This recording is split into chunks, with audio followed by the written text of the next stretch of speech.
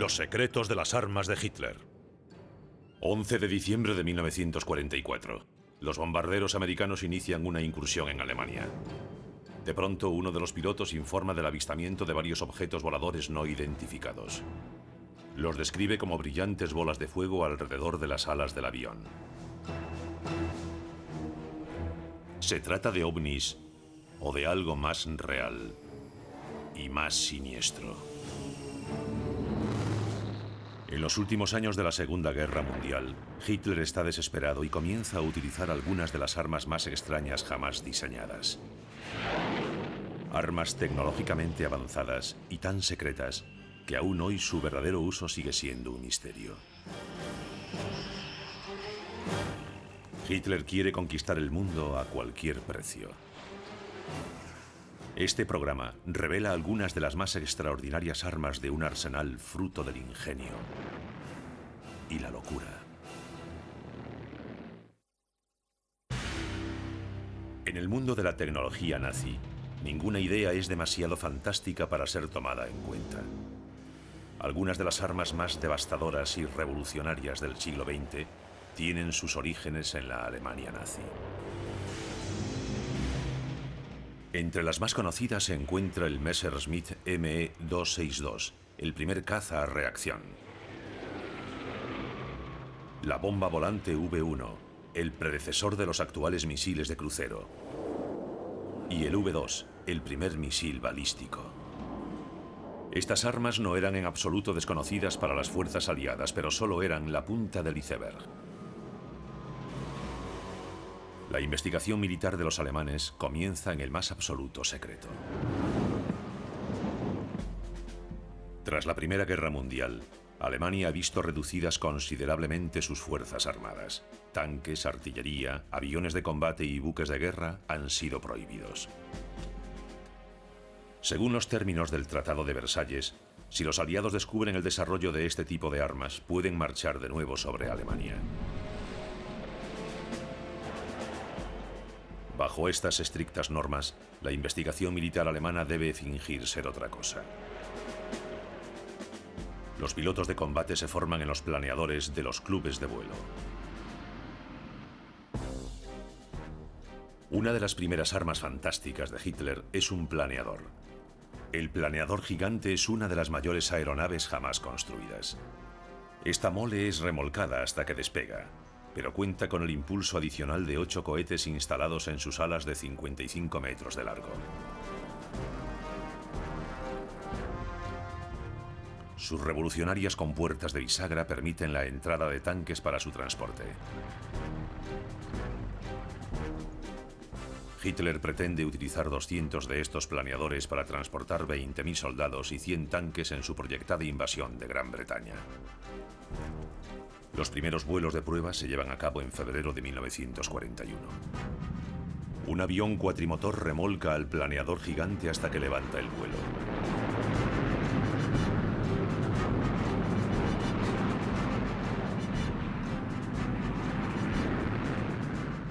Los cohetes del planeador gigante se encienden cuando se desprende de su tren de aterrizaje de 2 toneladas.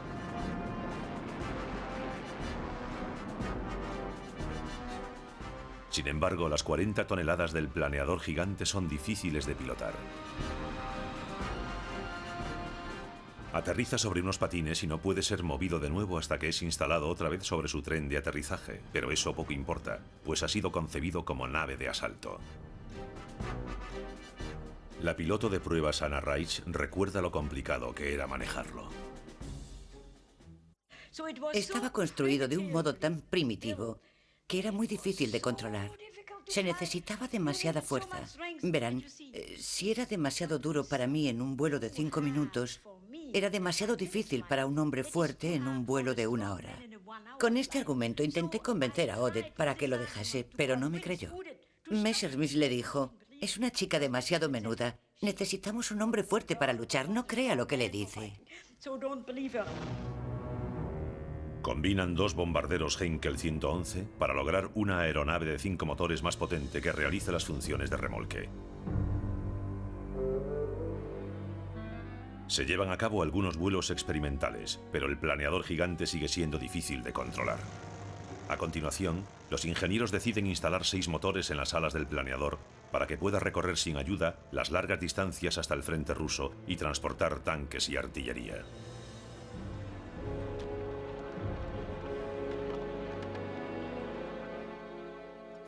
Ahora cuenta con artilleros en su tripulación de 11 hombres y con un tren de aterrizaje permanente.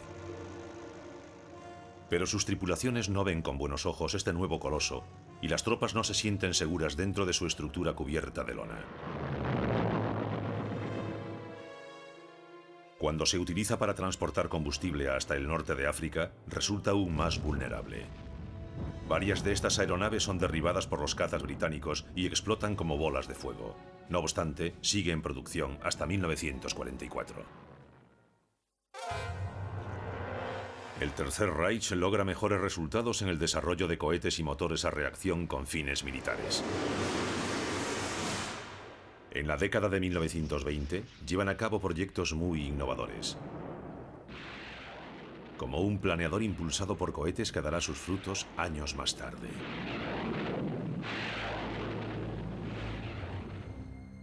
Ernst Heinkel, una leyenda de la ingeniería alemana, es famoso por la creación del bombardero HE-111 con motor de pistones, pero también participa en proyectos experimentales.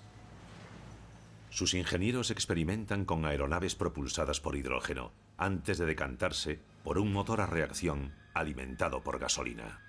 El resultado es la primera aeronave a reacción, un monoplano denominado Heinkel HE-178. Despega con éxito por primera vez el 27 de agosto de 1939, anticipándose en casi 2 años al primer avión a reacción en volar en el Reino Unido, el Gloster E-2839.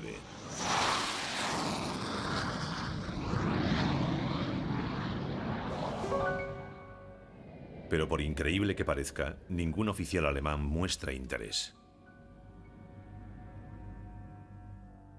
Se almacena en el Museo del Aire de Berlín, donde es destrozado durante un ataque aéreo.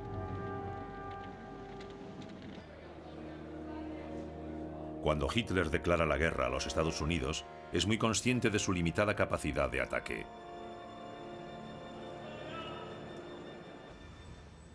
Nueva York está demasiado lejos, incluso para el bombardero alemán de mayor autonomía.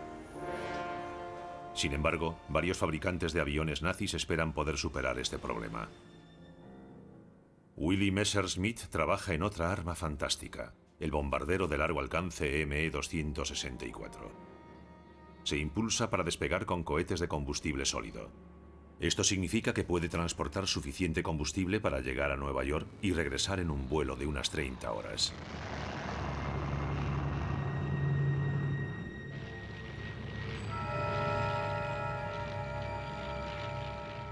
Con capacidad para transportar más de 3 toneladas de bombas, este avión podría situar a los Estados Unidos dentro del alcance de los bombardeos alemanes. Antes de un año, el ME-264 hace su primer vuelo de prueba, pero ciertos problemas en su desarrollo impiden que llegue a entrar en combate. El bombardero transatlántico diseñado por los hermanos Walter y Reimar Horter es aún más revolucionario. Su forma de ala delta recuerda a la de los bombarderos furtivos actuales. Esta aeronave está equipada con motores a reacción, supera los 800 km por hora y cuenta con 4 cañones de 30 milímetros y 900 kilos de bombas. Su producción es aprobada, pero el fin de la guerra obliga a detener la fabricación de los ME-264 y los bombarderos de los hermanos Horten. Es una buena noticia para los millones de habitantes de la costa este de los Estados Unidos. Con aeronaves como estas, Hitler podría haber bombardeado Nueva York como hizo con Londres.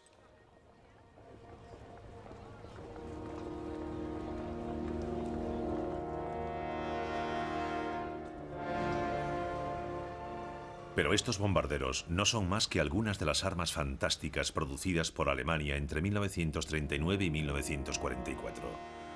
En laboratorios y talleres de toda Europa, los ingenieros nazis siguen diseñando y construyendo máquinas a un ritmo febril con un único objetivo: aplastar a los aliados.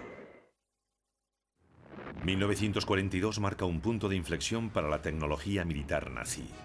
la victoriosa maquinaria de guerra de Hitler sufre sus primeros reveses. En el frente oriental, un invierno terrible y la firme resistencia soviética detienen su dramático avance. Alemania es derrotada a las puertas de Stalingrado.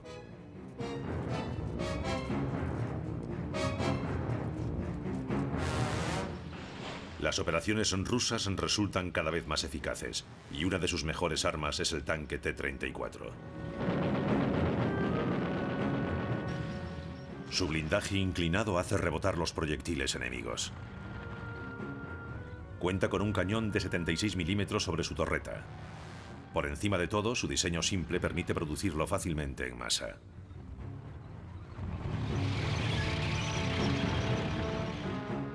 La respuesta de Hitler es dar comienzo a una nueva generación de supertanques. El tanque Tigre, de 55 toneladas de peso, es uno de los primeros monstruos blindados de Hitler. Cuenta con un cañón de 88 milímetros y pesa el doble que el T-34 ruso. Podría ser el arma que Hitler estaba buscando.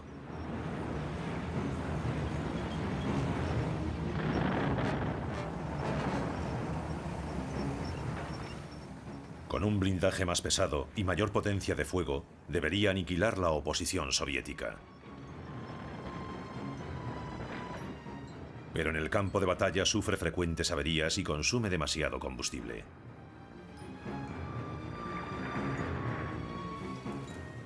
El Tigre fue la respuesta alemana al T-34 ruso, pero era un tanque complicado y tecnológicamente más complejo, y por lo tanto su fabricación requería más tiempo. No podía competir con el gran número de tanques T-34. Ferdinand Porsche, uno de los principales ingenieros y diseñadores de tanques alemanes, parece no aprender la lección. En 1942 diseña el Maus, ratón, un tanque de 150 toneladas con un blindaje de más de 30 centímetros de espesor y un cañón de 150 milímetros. Los prototipos alcanzan una velocidad de 19 kilómetros por hora, pero el tanque es tan pesado que los puentes no pueden soportar su peso. Así que Porsche rediseña el tanque para que pueda cruzar ríos. Añade un gran tubo que suministra aire a sus 6 tripulantes. Aunque continúe en desarrollo durante la guerra, el ratón no pasará de prototipo a arma victoriosa.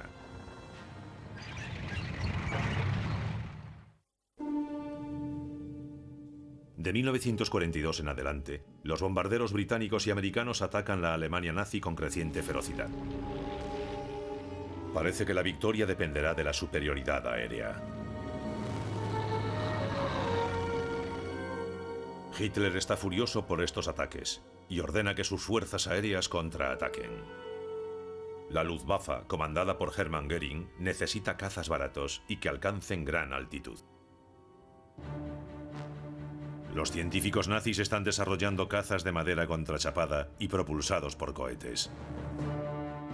Esperan que sean lo que está esperando. Alexander Lippisch es un ingeniero autodidacta que se unió a Messerschmitt en 1939.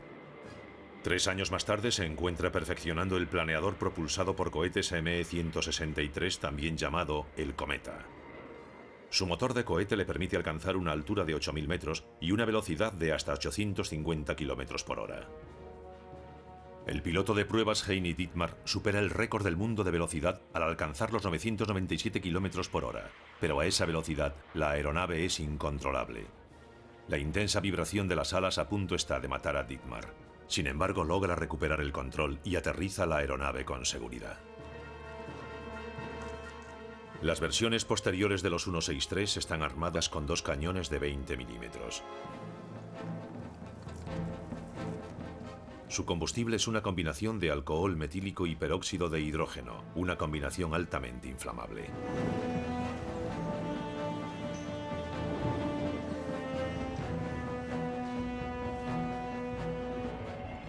Sus 1.300 kilos de empuje lo desplazan casi 12.000 metros en poco más de 3 minutos.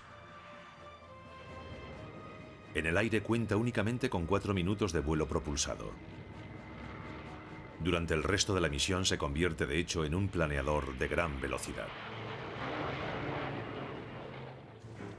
Todos sus pilotos son voluntarios.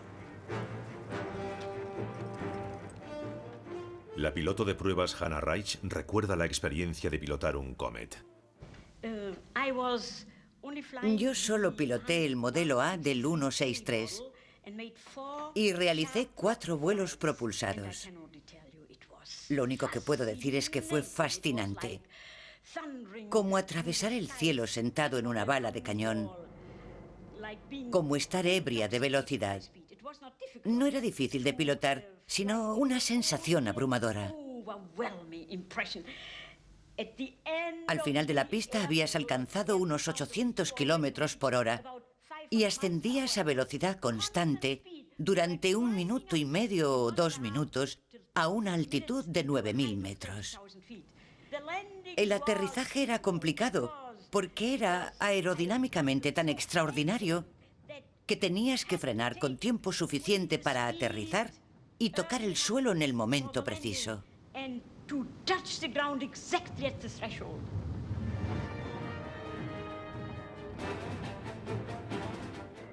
El ME-163 entra en combate por vez primera en agosto de 1944. Su primera víctima es un B-17 americano.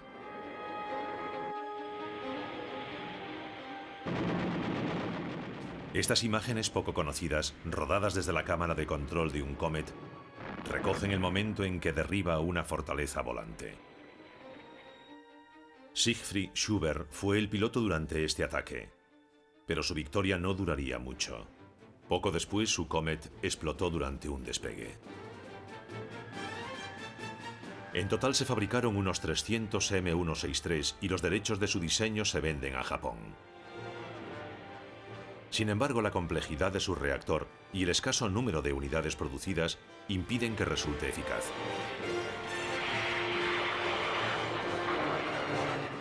Solo 12 bombarderos americanos son derribados antes del fin de la guerra. Y cuando los científicos nazis diseñen una nueva arma potencialmente poderosa, será ya demasiado tarde para cambiar el rumbo de la guerra. ¿Por qué las armas secretas de Hitler tardan tanto tiempo en llegar al campo de batalla? La respuesta se encuentra en la burocracia, la egolatría y las estratagemas de los hombres más peligrosos de Europa.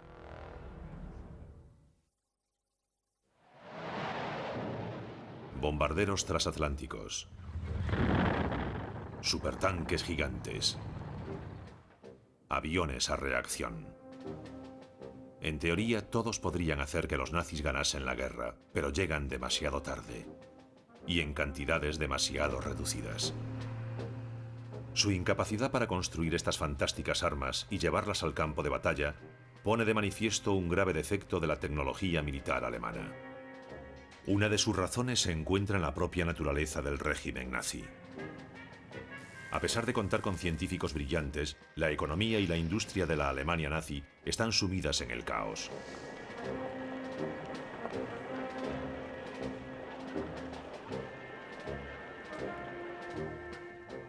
Las distintas facciones del ejército compiten entre sí en lugar de cooperar, y Hitler alienta esta competencia, pues impide que ninguna organización llegue a ser lo bastante fuerte como para amenazar su poder personal.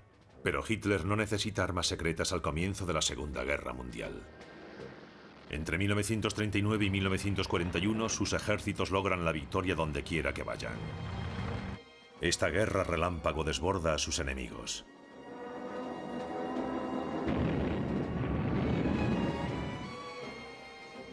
Hitler deja todos sus nuevos proyectos en suspenso, incluida la investigación sobre misiles y cohetes, pero muchos de sus científicos continúan trabajando.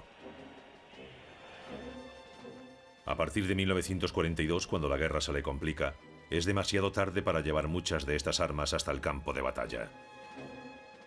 Pero eso no impide que lo intente.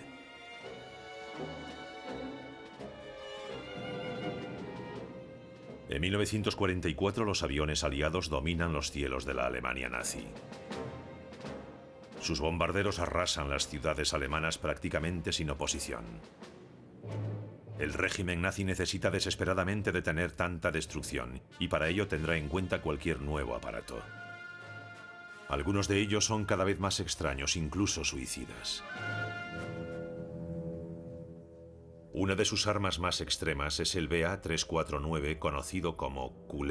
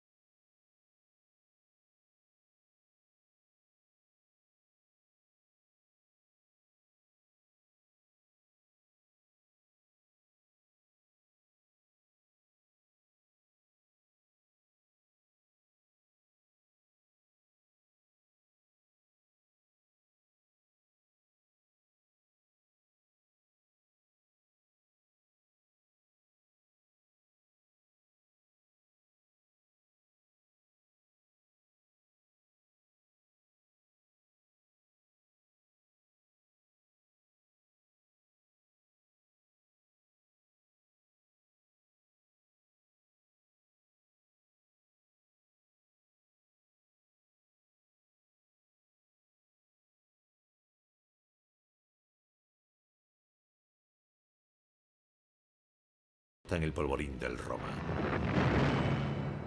El barco se parte en dos y se hunde en 40 minutos.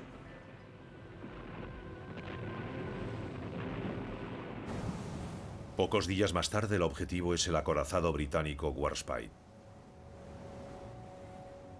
Proporciona un valioso apoyo a los desembarcos aliados en Salerno. El Warspite resulta el objetivo perfecto para la X-1. Un bombardero lanza una X-1 que impacta justo en el centro del acorazado. Atraviesa 6 cubiertas y explota causando un enorme agujero en todo el buque. En total, 7 buques aliados resultan inutilizados por las X-1. Pero el X-1 no es más que uno de los proyectiles que devastan la armada aliada. El misil Henschel antibuque HS-293 comenzó a desarrollarse en 1940. Esta espectacular filmación muestra una de las pruebas del proyectil, guiado hacia un objetivo situado en una isla del Báltico.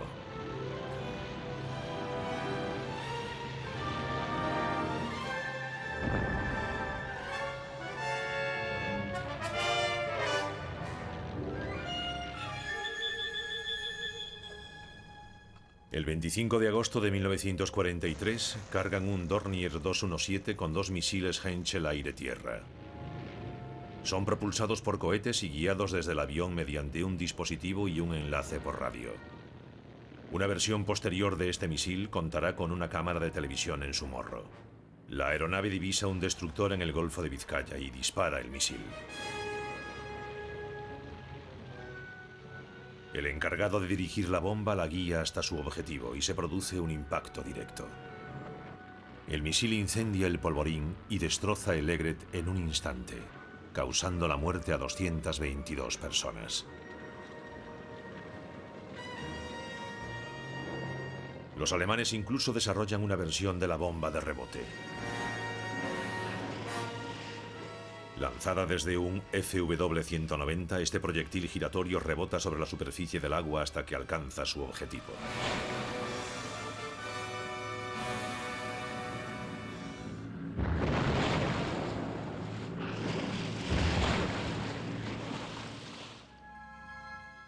Sin embargo, una de las más extraordinarias variantes de estas armas voladoras no tripuladas es el llamado Proyecto Mistel, Muérdago. En este sistema de armamento, una aeronave se monta sobre otra. En una de sus primeras formas, un Junkers Ju-88 es unido mediante 2 estructuras a un FW-190. Los sistemas de control de las aeronaves son controladas por el piloto de la nave superior. Una vez en el aire, los enganches pueden soltarse mecánicamente o mediante explosivos. Cuando se almacenan casi 3.600 kilos de explosivos en la sección del morro, el Junker se transforma en una bomba volante. La primera misión operativa del proyecto Mistel se produce el 24 de junio de 1944. 5 aeronaves despegan para atacar barcos de transporte aliados en la bahía del Sena. 4 de los 5 aviones alcanzan su objetivo y los Mistel son utilizados contra otros objetivos. Conforme los aliados se aproximan a Alemania, los nazis deben destruir los puentes sobre el Rin. El piloto del Mistel inicia en su FW-190 un descenso suave. A continuación se suelta y la aeronave no tripulada alcanza su objetivo.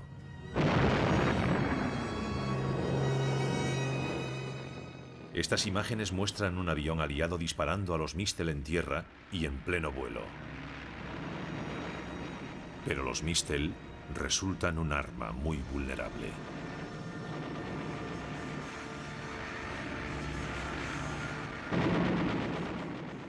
De la desesperación surgen algunas ideas notables.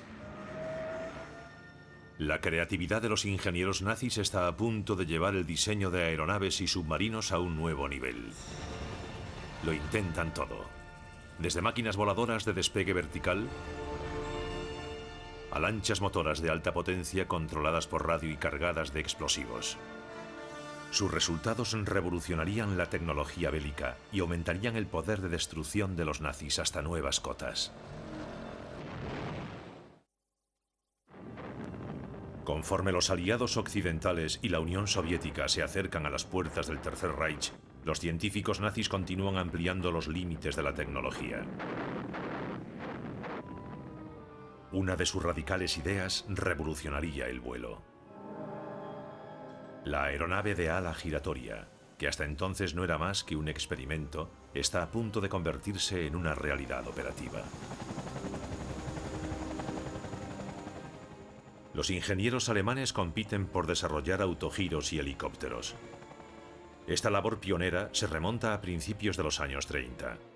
El profesor Heinrich Fock está a la vanguardia del diseño de helicópteros. En 1937, su FA-61 de doble rotor establece un récord de altura de 2.440 metros y una velocidad récord de 122 km por hora durante un trayecto de 19,3 kilómetros. La cola cuenta con un timón y estabilizadores en su parte superior. Mediante el control de ambos rotores se puede dirigir la aeronave.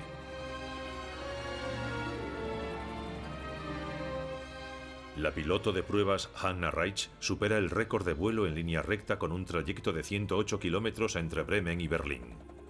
Un año después, la empresa comienza a trabajar en un helicóptero de transporte. En 1944, una versión mejorada del FA-61 entra en servicio. Es el llamado FA-223 o Cometa. Con un motor más potente, su ascenso se puede controlar ajustando el movimiento de las palas del rotor. Su capacidad de carga es de 1,25 toneladas, el peso de un turismo o cañón de artillería. También puede transportar hasta 12 soldados totalmente equipados. Todo ello lo convierte en el primer helicóptero de transporte en funcionamiento. Los 30 primeros helicópteros se destinan a labores de reconocimiento y detección de submarinos.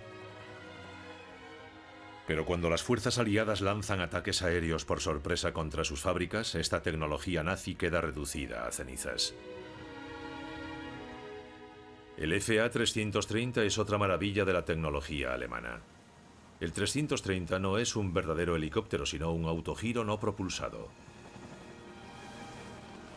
Se transporta en la cubierta de un submarino. Puede ser montado rápidamente y remolcado a proa para actuar como punto de observación. El 330 se pone en marcha haciendo girar su rotor por efecto del viento para, a continuación, empujar el artefacto hacia atrás. Es recuperado con un torno que recoge el cable que lo remolca. Unos 200 de estos aparatos son desplegados desde los submarinos, pero es muy poco lo que sabemos sobre su verdadero uso y eficacia.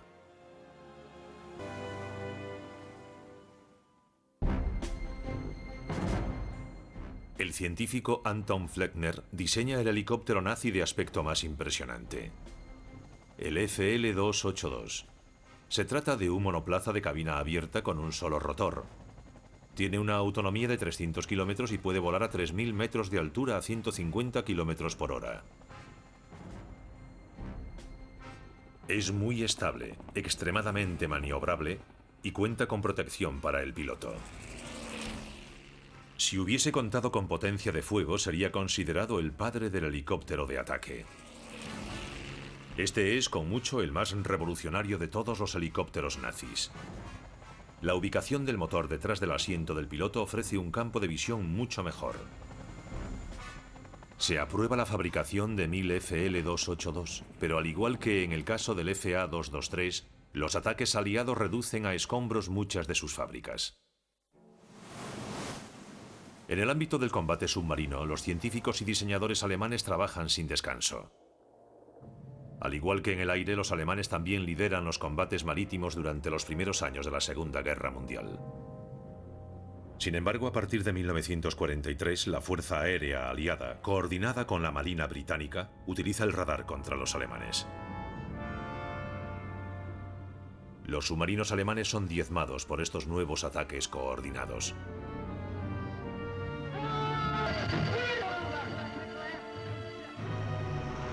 Su dominio en el Atlántico se ve amenazado.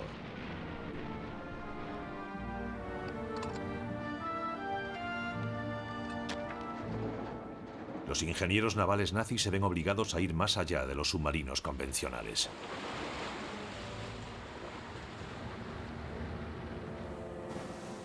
En septiembre de 1943, 3 minisubmarinos británicos de la llamada Serie X se adentran en un fiordo de Noruega. Allí descubren el Tirpitz, el mayor acorazado alemán en activo. Los minisubmarinos disparan sus proyectiles laterales bajo el casco del Tirpitz e inutilizan el gigantesco buque.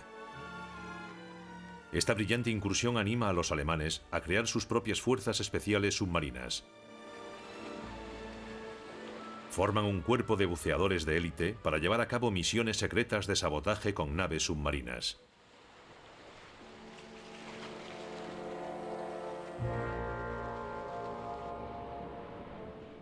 El Neger, negro, es un sumergible monoplaza con un torpedo situado en su parte inferior. La cabina del piloto está cubierta con una cúpula de metacrilato. La embarcación es impulsada por un motor eléctrico similar al de los torpedos convencionales.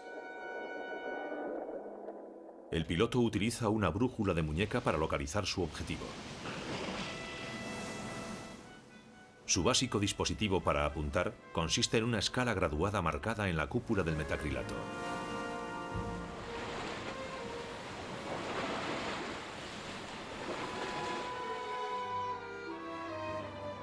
Una manivela situada en la cabina libera el torpedo, que se desplaza a una profundidad predeterminada. Los Neger entran en acción durante los desembarcos aliados de Anzio y Normandía en 1944, pero tienen poco éxito y la mayoría son destruidos o arrastrados hasta la costa.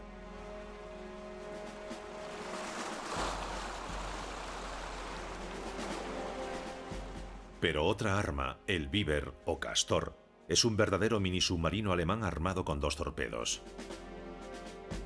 Más de 300 operan frente a la costa del norte de Francia y los Países Bajos entre 1944 y 1945. Funciona con un motor de gasolina que emite monóxido de carbono. Sus pilotos disponen de un aparato de respiración, pero la atmósfera del submarino sigue siendo potencialmente letal. En los últimos meses de la guerra, a estas naves se les une el Seyhan o Foka. Es más grande que el Beaver y transporta 2 tripulantes. El motor del Seyhan es eléctrico y está armado con 2 torpedos.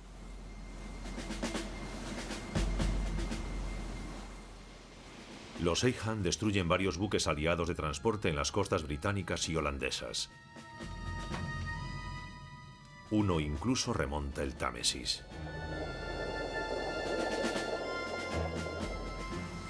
Pero muchos se pierden durante sus misiones. Además, los alemanes idean una gama de lanchas motoras de gran potencia cargadas con explosivos y activadas por control remoto. La lancha es orientada hacia su objetivo. El piloto la abandona y la embarcación continúa guiada por radiocontrol. Cuando la lancha está cerca de su objetivo, se hacen detonar los explosivos. A partir de 1944, los bombardeos aliados causan importantes daños a todas las armas secretas de Hitler.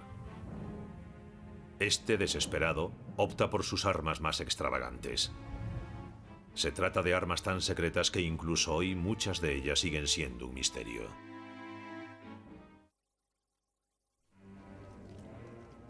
Los últimos meses del imperio nazi llevan a Hitler y sus secuaces al borde de la desesperación. Están dispuestos a considerar cualquier arma para defenderse de las fuerzas aliadas. Al igual que los japoneses, están dispuestos a enviar a sus pilotos a territorio aliado en misiones suicidas.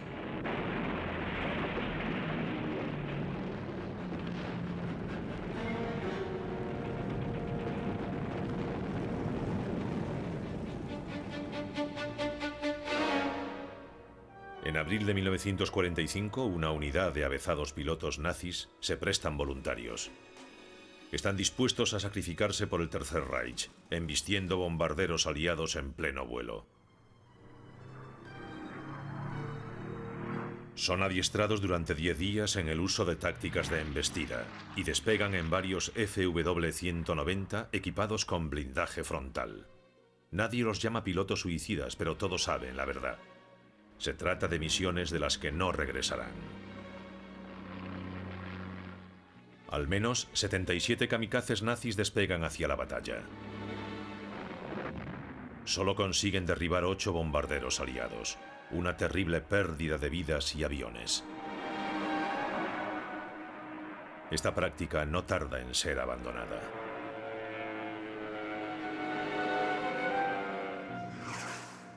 Durante los últimos meses de la guerra, se presentan informes sobre algunas de las armas más misteriosas jamás creadas por los nazis. No se sabe con certeza si eran verdaderas armas o solo exóticos prototipos. Son los llamados Foo Fighters, según el término utilizado por las Fuerzas Aéreas de los Estados Unidos para denominar aquellos objetos voladores no identificados.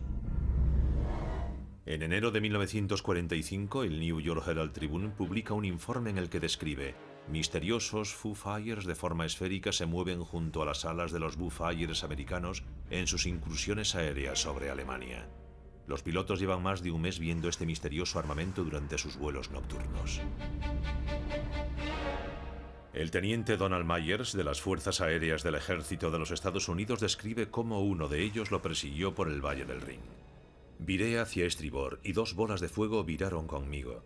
Íbamos a 418 kilómetros por hora y se mantenían a la misma velocidad. Esos objetos podrían ser pequeñas esferas de cristal incandescentes dirigidas por control remoto. Diseñadas por las SS, su objetivo sería distraer a los pilotos aliados y desarticular las formaciones de bombardeo. Otras pruebas sugieren que los científicos nazis podrían haber trabajado en armamento aéreo aún más extraño.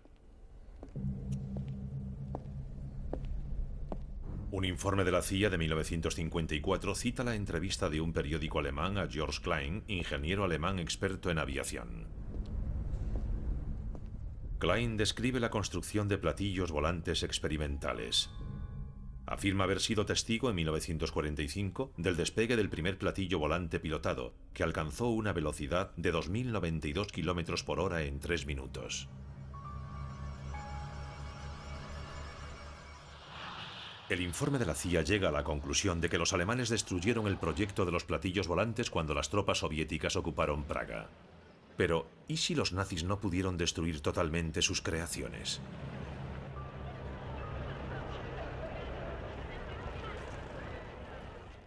Muchos ingenieros y científicos de la aviación alemana son capturados por los aliados al final de la guerra y llevados a América.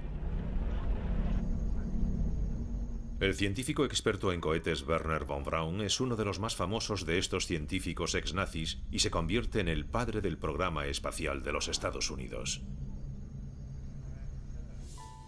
¿Podrían ser los científicos nazis traídos a los Estados Unidos los responsables de la creación y las pruebas con artefactos similares a platillos voladores en América del Norte? ¿Podrían ser el origen del súbito aumento de avistamientos de ovnis a partir de 1945? Si esto fuese cierto, lo más lógico sería que el gobierno de los Estados Unidos, en plena Guerra Fría, pretendiese mantener estas extrañas máquinas totalmente en secreto. Resulta una posibilidad asombrosa que la obsesión de Hitler por las armas secretas para ganar la guerra diese lugar a una de las más famosas amenazas de la Guerra Fría, una invasión de ovnis.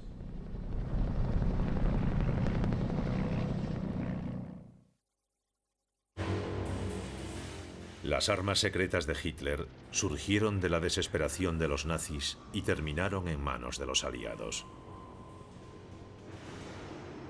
Pusieron de manifiesto la verdadera amplitud del ingenio alemán y terminaron entre las ruinas causadas por los bombardeos británicos y americanos. Aunque no lograsen detener la caída del Tercer Reich, las armas secretas de Hitler revolucionaron el combate moderno.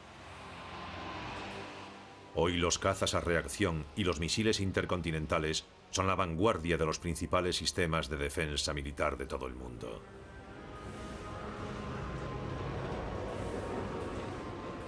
La tecnología que no consiguió salvar al régimen nazi ayuda hoy al mundo occidental a proteger la libertad, un giro irónico para uno de los mayores secretos de la Segunda Guerra Mundial.